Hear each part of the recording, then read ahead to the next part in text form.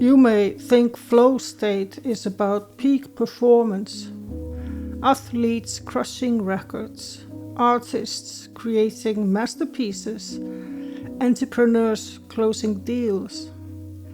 But what if I told you that flow isn't just peak performance, it's accidental enlightenment?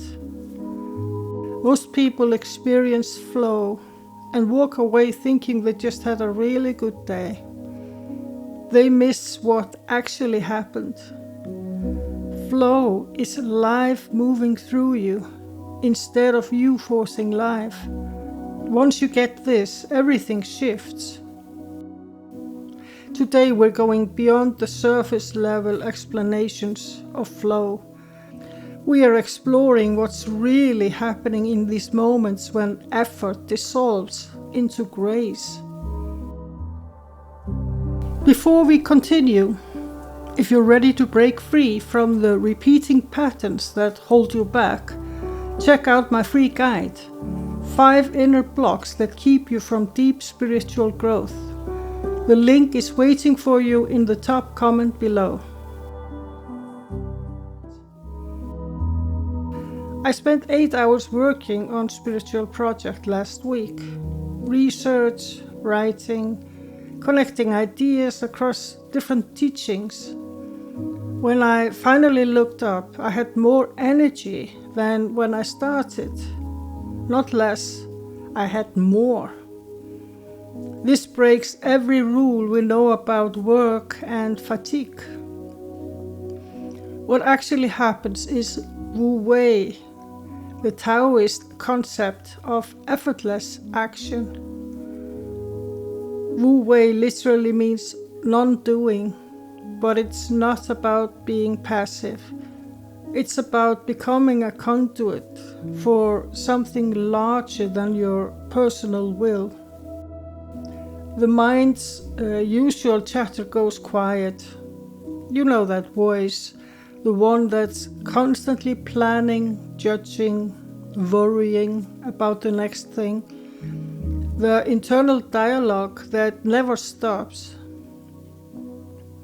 In flow, it steps aside, and when it does, space opens up for something deeper to move through. This is when consciousness flows unobstructed.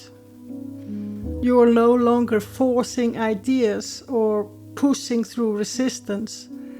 Instead, you're allowing a natural intelligence to express itself through your unique form and talents. I've noticed this in creative work, script writing sessions where ideas seem to write themselves. It's more like taking dictation from some deeper source of knowing. The words arrive fully formed, hours pass like minutes. The ancient Taoists understood this phenomenon. They recognized that the highest form of action comes not from forcing, but from aligning with the natural flow of energy. But here's what most people miss. This isn't just about getting better results. It's about discovering who you really are beneath the layer of conscious thinking. When the mind's constant commentary goes quiet, what remains is pure awareness, consciousness itself. Think about the last time you lost yourself in an activity. Time disappeared, self-consciousness evaporated. There was just the activity and the awareness experiencing it. No separation between the doer and the doing. The part of your mind that creates effort is the planning part, the judge. The one that creates your sense of being a separate self navigating the world. It's constantly analyzing, strategizing, and trying to control outcomes. In flow, this part of the mind temporarily dissolves. What mystics call zero mind or no mind isn't the absence of consciousness. It's the absence of the separate self that usually claims to be in charge. Flow becomes more accessible when you learn the difference between thinking and being. Thinking requires effort. Being is your natural state.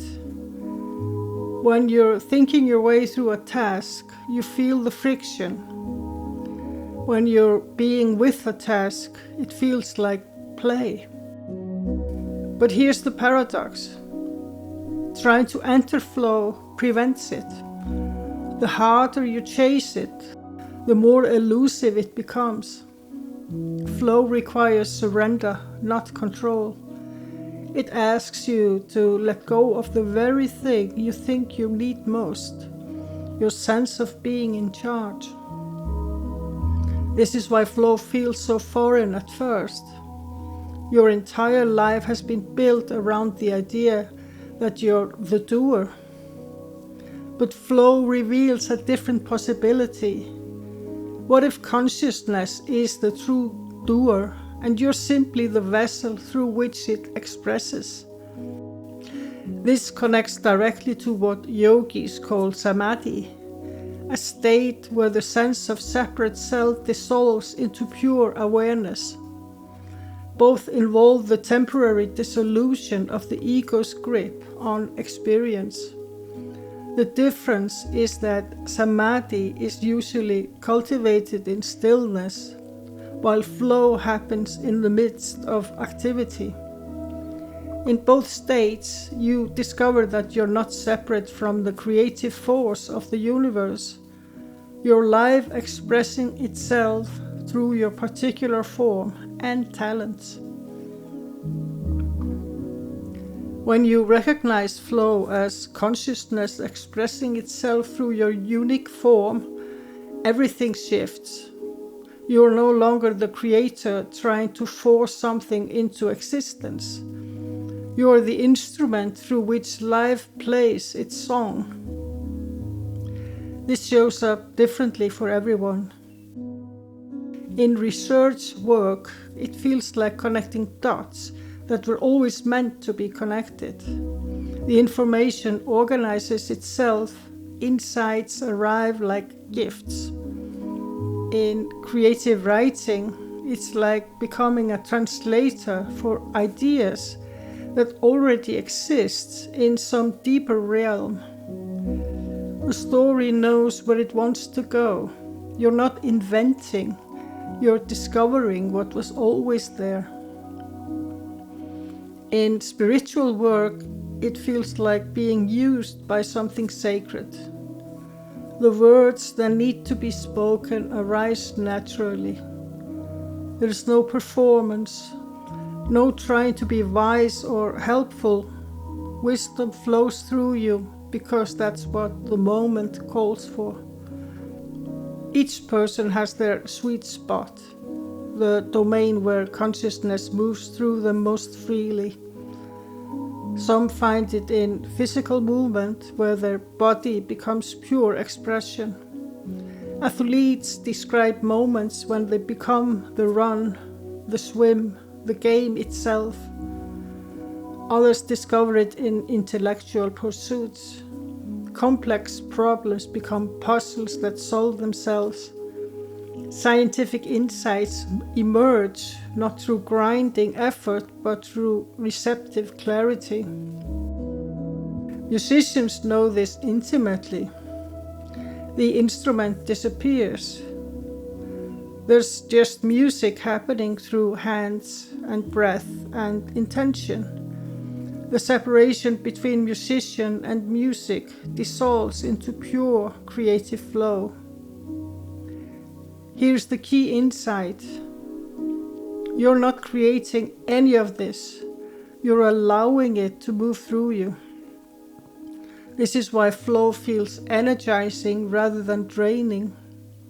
When you're aligned with consciousness expressing itself naturally, you're not working against your essential nature, you're embodying it. This connects to what mystics call I am presence.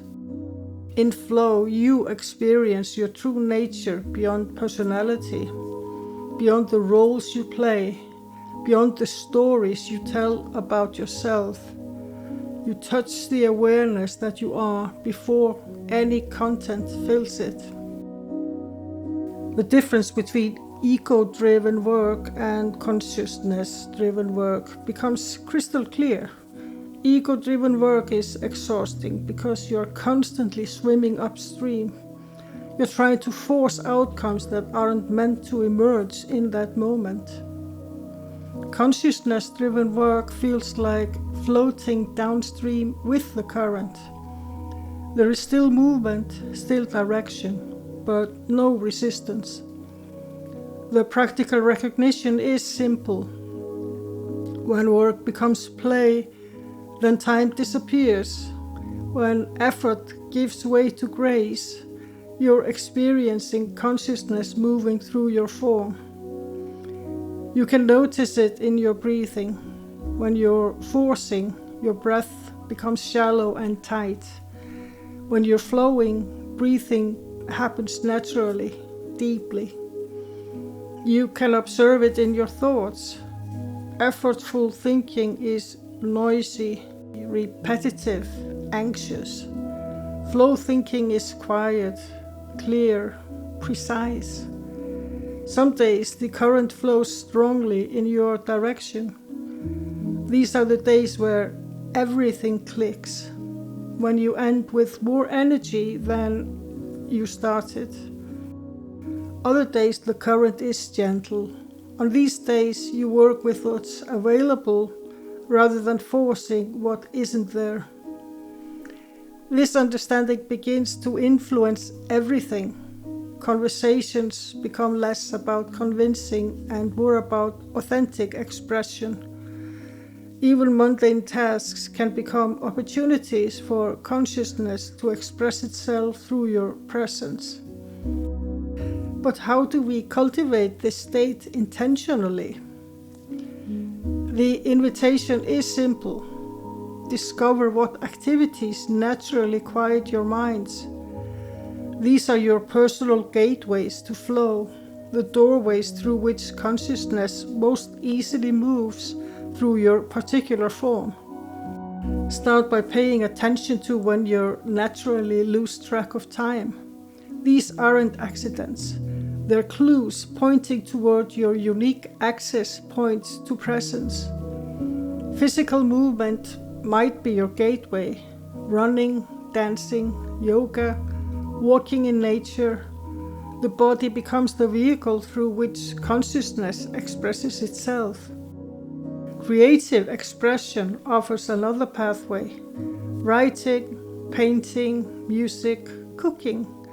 The hands become instruments of consciousness, creating forms that didn't exist moments before. Intellectual pursuits can be gateways too. Research, problem solving, deep conversations. When curiosity becomes pure and the need to be right dissolves, the mind becomes a clear channel for understanding. Nature connection opens many people to flow. The natural world operates in perfect flow, and spending time in its presence can entrain your nervous system to its rhythms. The key is finding the sweet spot when challenge meets skill. Too easy and your mind wanders. Too difficult and anxiety blocks the flow. Right at the edge of your current abilities, consciousness has room to stretch and express itself through your growing capacity. But here's what most people miss: letting go of outcomes. Flow comes through surrender, not striving. The moment you attach to specific results, you move back into ego-driven effort. Instead, you engage fully with the process and remain unattached to what it produces. You write without needing the words to be perfect. You play music without demanding it sound professional. Start with activities where you already naturally lose track of time. These are your existing gateways. You just need to become more conscious of what's happening when you walk through them.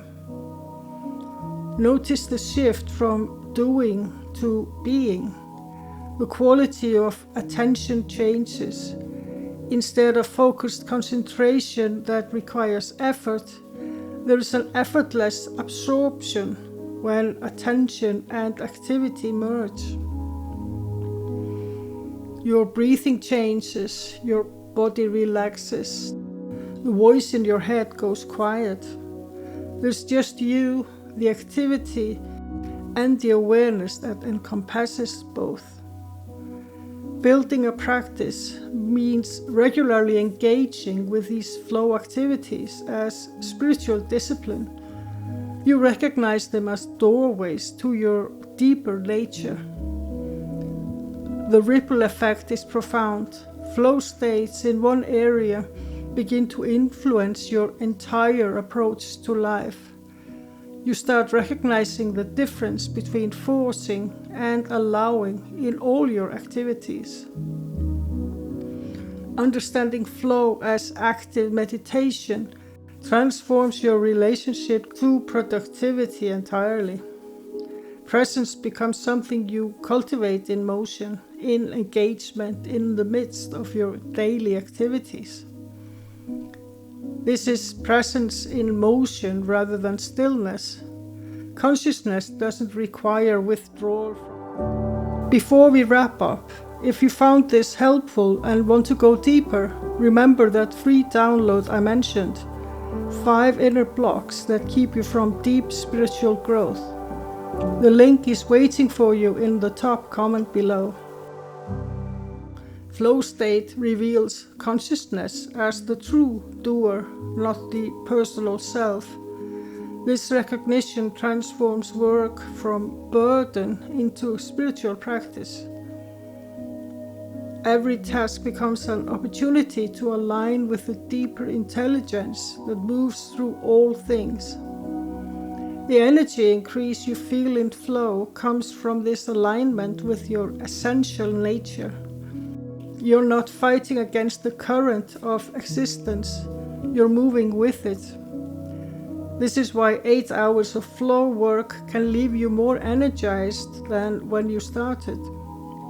Flow becomes a bridge between ancient wisdom and modern life. The mystics weren't talking about abstract spiritual states. They were describing that feeling when your sense of self fades away as you get totally absorbed in something. What activities allow consciousness to move through you most freely? This isn't just about productivity or performance.